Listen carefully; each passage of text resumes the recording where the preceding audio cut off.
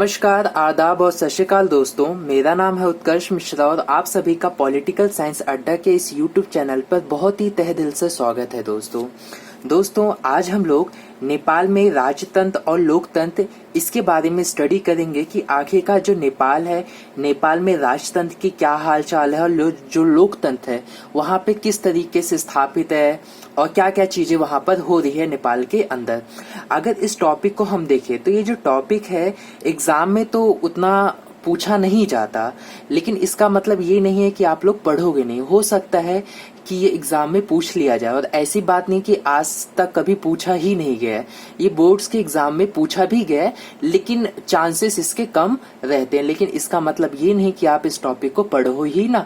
ये टॉपिक समझना बहुत ज्यादा आप लोगों के लिए जरूरी है, क्योंकि नेपाल क्योंकि हमारे एक पड़ोसी देश है तो उसके बारे में हमें जानकारी होना बहुत ज्यादा जरूरी है कि वहाँ पे चीजें क्या अच्छी हैं और क्या बुरी है। तो मैं वीडियो को स्टार्ट करने से पहले कह देना चाहता हूँ कि आप लोग ना इस वीडियो को पूरी कोशिश करिए कि पूरी देखिए, तभी आप लोग अच्छे से इस वीडियो को समझ पाएंगे। और आप हमारे चैनल को सब्सक्राइब कर दीजिए और ये जो वीडियो है ये अपने दोस्तों में शेयर कर दीजिए ताकि वो लोग भी इस चैप्टर को अच्छे से, इस जो टॉपिक है उसको स्टडी कर सके। तो चलिए अब हम शुरू करते हैं। अगर हम देखें तो नेपाल अतीत में एक हिंदू राज्य था। तो जो नेपाल है वो अतीत में क्या हुआ करता था, एक हिंदू राज्य था। फिर आधुनिक काल में कई सालों तक यहाँ संवैधानिक राजतंत्र था। फिर क्या हुआ, जो आधुनिक काल जब आया तो उस वक्त क्या हुआ, यहाँ पे संवैधानिक राजतंत्र था, यानी जहाँ पे संविधान भी होता है और राजा भी होता है। इसी दौर में राजनीतिक पार्टियां और आम जनता खुले और उत्तरदायी शासन की आवाज उठाते रहे। जब यहाँ पे संवैधानिक राजतंत्र आया तो कह सकते हैं कि थोड़ा बहुत वहाँ की जनता को आजादी मिली और जो राजनीतिक जो पार्टियां हैं और जो आम जनता है वो खुले तौर पर आके राजा का विरोध कर सकती है। क्योंकि अगर कह लीजिए राजतंत्र होता तो पार्टियां तो होती नहीं, साथ ही साथ ये जो जनता है वो खुले तरीके से सरकार का या कह लीजिए राजा का विरोध नहीं कर सकता था, क्योंकि राजा वहां पे क्या करता, अपनी मनमर्जी लगा देता। क्योंकि संवैधानिक राजतंत्र था तो यहाँ पे थोड़ी बहुत छूट मिली थी इनको। लेकिन राजा ने सेना की सहायता से शासन पर पूरा नियंत्रण कर रखा था। लेकिन जो वहां पे जो राजा थे उन्होंने क्या किया था, सेना की जो हेल्प है उसकी मदद से जो पूरा जो शासन है वो अपने कंट्रोल में कर रखा था। भले ही संवैधानिक राजतंत्र था लेकिन शासन अभी भी राजा के इशारों पे ही घूमता था। राजा जो कहता था लगभग ज्यादातर चीजें वही होती थी। परंतु लोकतंत्र समर्थक आंदोलन के चपेट में आकर 1990 में राजा ने लोकतांत्रिक संविधान की मांग मान ली। देन क्या हुआ था कि जब वहां पे मोनार्की सिस्टम था तो ये लोकतंत्र यहाँ पर आया कैसे, कह लीजिए संवैधानिक राजतंत्र वहां पे कैसे आया। तो अगर हम ये बात देखें तो वहां पे एक आंदोलन हुआ और उस आंदोलन के अंदर जो जनता है वो मांग कर रही थी कि हमें यहाँ पर लोकतंत्र को अपनाया जाए। तो ऐसे में आकर जो राजा है उसके ऊपर बहुत ही ज्यादा प्रेशर पड़ा। तो फाइनली 1990 में राजा ने लोकतांत्रिक संविधान की मांग मान ली कि ठीक है, हम जो लोकतांत्रिक जो संविधान होता है उसकी बात हम आपके एक्सेप्ट कर लेते हैं।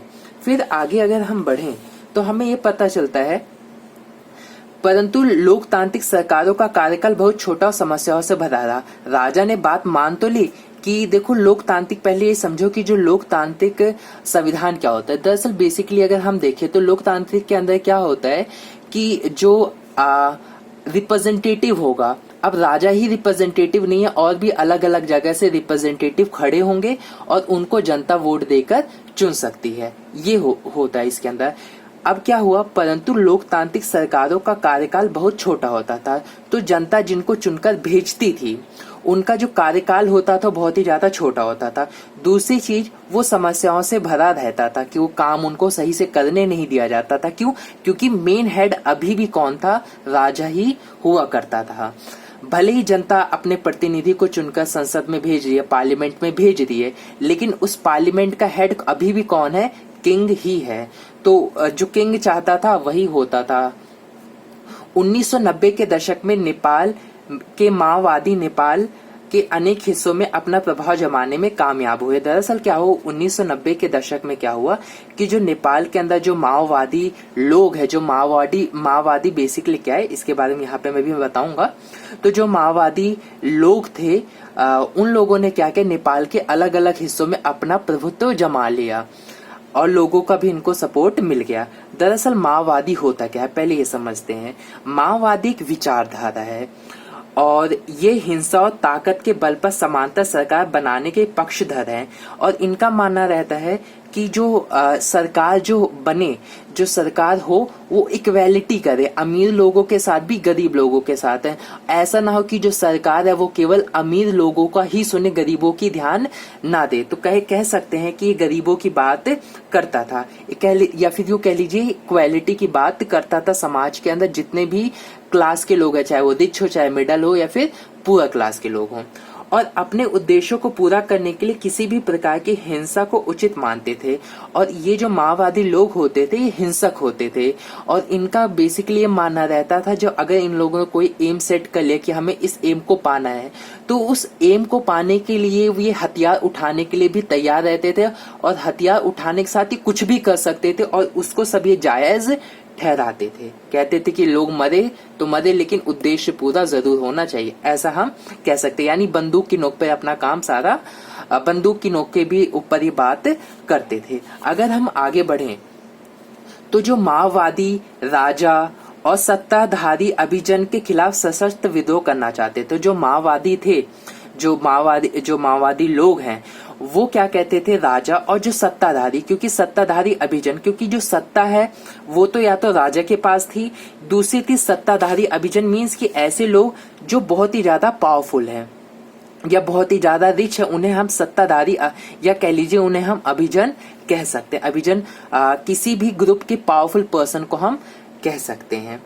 अभिजन के खिलाफ सशस्त्र विद्रोह करना चाहते थे। देन क्या हुआ कि वो इन माओवादी जो हैं वो राजा और जो अभिजन हैं उनके खिलाफ विरोध करना चाहते थे, वो भी सशस्त्र विद्रोह यानी हथियारों से लड़ना चाहते थे। इस वजह से राजा की सेना और माओवादियों गुरिल्लों के बीच हिंसक लड़ाई छिड़ गई। इस वजह से क्या हुआ कि राजा की जो सेना थी और जो माओवादी जो लोग थे जो उद्देश्य पूरा करना चाहते थे इक्वेलिटी हो, उनके बीच में क्या हो गई, हिंसक लड़ाई छिड़ गई। कुछ समय तक राजा की सेना, लोकतंत्र समर्थकों और माओवादियों के बीच त्रिकोणीय संघर्ष रहा। यानी यहाँ पे तीन लोग आपस में एक दूसरे से लड़ रहे हैं। पहले कौन थे, राजा की सेना फर्स्ट नंबर, दूसरा है लोकतंत्र समर्थक यानी ऐसे लोग, ऐसी जनता जो लोकतंत्र की मांग कर रही है, और तीसरे ऐसे लोग जो माओवादी विचारधारा के हैं। तो ये तीनों ही अलग अलग लोग आपस में एक दूसरे से लड़ रहे थे। 2002 में क्या हुआ, राजा ने संसद को भंग कर दिया। इस तरह नेपाल में जो भी थोड़ा बहुत लोकतंत्र था उससे राजा ने खत्म कर दिया। 2002 के अंदर क्या हुआ, जो राजा है उसने अपनी पावर का यूज करके, ये कह लीजिए मिस यूज कर अब जो संसद है उसको भंग कर दिया, और संसद को भंग करते ही अगेन सारी पावर्स किसके पास आ गई, राजा के पास आ गई। और इस तरह नेपाल में जो थोड़ा बहुत दिखाने का लोकतंत्र था या थोड़ा बहुत जो एक उम्मीद थी लोकतंत्र की, वो भी पूरी तरीके से खत्म हो गई और लोकतंत्र वहां पे पूरी तरीके से खत्म हो गया। अगर हम आगे बढ़ें तो हमें ये पता चलेगा कि अप्रैल 2006 में यहाँ देशव्यापी लोकतंत्र समर्थन प्रदर्शन हुए। यानी 2006 के अंदर लोगों के अंदर अगेन एक मांग उठी कि हमारे देश के अंदर लोकतंत्र जो है वो दोबारा से विकसित हो, लोकतंत्र को दोबारा से अपनाया जाए और इस बार बहुत ही सही तरीके से अपनाया जाए, ताकि राजा फिर से ऐसी हरकतें ना कर सके, राजा फिर से संसद को भंग ना कर सके। और दबाव में राजा ज्ञानेंद्र ने संसद को फिर बहाल किया, क्योंकि जाहिर सी बात है जनता इतना विरोध कर रही थी, तो अगेन जो उस वक्त के राजा थे ज्ञानेंद्र, उनको दोबारा बात माननी पड़ी और संसद को उन्होंने फिर से वैलिडिटी दे दी कि चलो भाई फिर से इन्होंने संसद की मांग एक्सेप्ट कर ली। मोटे तौर पे अहिंसक रहे इस प्रतिरोध का नेतृत्व 7 दलों के गठबंधन यानी 7 पार्टी अलायंस ने किया। बेसिकली जो आंदोलन चल रहा था कि राजा की जो पावर्स है उसको हटाकर लोकतंत्र को अपनाया जाए, इसके लिए अलग अलग जो वहां पे पॉलिटिकल पार्टीज थी वो एक हुई और इन लोगों ने अपना एक गठबंधन बनाया और इसके अंदर 7 पॉलिटिकल पार्टीज थी, 7 दल थे, जिसको हम 7 पार्टी अलायंस कहा जाता है। बेसिकली अलायंस क्या होता है कि अलग अलग जब पार्टियां ग्रुप बना लेते हैं और किसी एक पर्पस के लिए उनका एम एक ही रहता है, तो हम कहते हैं भाई ये अलायंस है। माओवादी तथा सामाजिक कार्यकर्ताओं ने किया, और इसके अंदर माओवादी और जो सामाजिक कार्यकर्ता है जिनकी मांग थी कि डेमोक्रेसी हो, या जो लोग ऐसे हैं जो चाहते हैं कि राजा का जो राजतंत्र है वो चला जाए, वो लोगों ने भी इनका सपोर्ट किया। तो ये कुछ था कि जो नेपाल है वहां पे किस तरीके से पहले राजतंत्र था और फिर किस तरीके से संवैधानिक राजतंत्र हुआ, फिर किस तरीके से राजा ने अपनी पावर्स अपने पास कंट्रोल में कर ली, देन अगेन फिर किस तरीके से वहां पे लोकतंत्र को अपनाया गया। ये तो हम कुछ पहलुओं को समझे हैं। अगर एग्जाम में आएगा तो एज इट इज यहाँ वहां स्टार्टिंग से लेके यहाँ तक आप लोग लिख सकते हो। अब आपकी बुक में थोड़ा और चीजें बताएगी, जिसको मैंने टॉपिक का नाम दे दिया अन्य पहलू, यानी और थोड़ा हम समझते हैं नेपाल के बारे में। अगर हम और देखें नेपाल के बारे में तो पता चलेगा कि नेपाल में लोकतंत्र की राह बड़ी मुश्किल रही है। तो कंक्लूजन है बेसिकली ये कि जो नेपाल है, नेपाल में जो लोकतंत्र अपनाने की जो मांग वहां पे हो रही थी वो राह इतनी आसान नहीं था और बहुत ही मुश्किल थी, और वहां पर अभी भी लोकतंत्र को लेकर काम चल रहे हैं।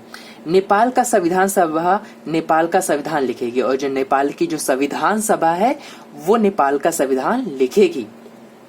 नेपाल में कुछ लोग मानते हैं कि राजा का पद कायम रखना जरूरी है, और नेपाल के अंदर कुछ लोग इस बात को कहते हैं कि भाई जो राजा का जो पद है उसको कायम रखना बहुत ज्यादा जरूरी है। क्यों आखिरकार वो कहते हैं? ताकि नेपाल अपने अतीत से जुड़ा रहे, ताकि जो नेपाल है वो भी अपने अतीत से जुड़ा रहे कि भाई यहाँ पर राजा भी अभी भी हैं, लेकिन जो ये राजा होगा इसके पास पावर्स कम होगी। ठीक है, मतलब ना के बराबर पावर्स होगी, बिल्कुल ना के बराबर। माओवादी चाहते हैं कि संविधान में मूलगामी सामाजिक आर्थिक पुनर्रचना के कार्यक्रमों को शामिल किया जाए। अब दरअसल जो माओवादी लोग हैं वो लोग ये चाहते हैं कि जो संविधान के अंदर कुछ चीजें अडॉप्ट की जाए। उसके अंदर क्या अडॉप्ट करने की मांग करते हैं कि जो इकोनॉमिक चीजें हैं, या फिर कह लीजिए जितना भी सामाजिक जो कल्याण की जो चीजें हैं उसके अंदर सबको इक्वेलिटी दी जाए। यानी माओवादी लोग ये चाहते हैं कि अमीर और गरीब के लोगों के संविधान इक्वेलिटी की बात करे, लेकिन पर 7 देशों के गठबंधन में शामिल हर एक दल ये स्वीकार करे ऐसा नहीं लगता। लेकिन जो माओवादी ये कहना चाहते हैं इक्वेलिटी हो और अमीर और गरीब के बीच में सब में रिसोर्सेज का इक्वल डिस्ट्रीब्यूशन हो, ये हर दल को लगता है स्वीकार नहीं है। भारत सरकार और नेपाल के भविष्य को लेकर शंकित है। साथ ही साथ जो माओवादी हैं और वहां पे पॉलिटिकल पार्टीज हैं वो भारत और जो नेपाल को लेकर जो रिलेशंस बन रहे हैं उसको लेकर जो नेपाल है वो थोड़ा कहीं ना कहीं डाउटफुल में है कि पता नहीं भारत हमारे साथ कैसा व्यवहार करेगा, कहीं दादा की तरह तो व्यवहार नहीं करेगा, बड़ी पावर्स की तरह व्यवहार तो नहीं करेगा। ये जो टॉपिक है कहीं ना कहीं बहुत ज्यादा इंपॉर्टेंट हो जाता है। उतना तो इम्पोर्टेंट नहीं है लेकिन आप लोगों को समझने के लिए बहुत ही ज्यादा इम्पोर्टेंट है। साथ ही साथ आप लोग इस वीडियो को और भी शेयर कर सकते हो।